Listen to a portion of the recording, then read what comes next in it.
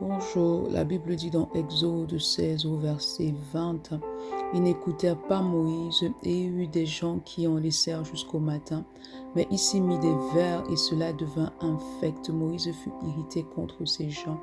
Ici, il s'agit de la caille. Le Seigneur leur avait dit de ne pas garder jusqu'au lendemain. Ils n'ont pas écouté les instructions que le Seigneur a données à son serviteur Moïse. Ils n'ont pas écouté la parole de Dieu et cela est devenu infect. Lorsque tu n'écoutes pas la parole de Dieu, lorsque tu marches dans la tétutesse, lorsque tu marches dans la désobéissance, alors cela attire dans ta vie la destruction. Il est important que tu saches que la désobéissance en fait de toi un rebelle devant le Seigneur. Et lorsque tu manifestes la rébellion, alors tu ouvres la porte à l'ennemi qui va apporter la destruction.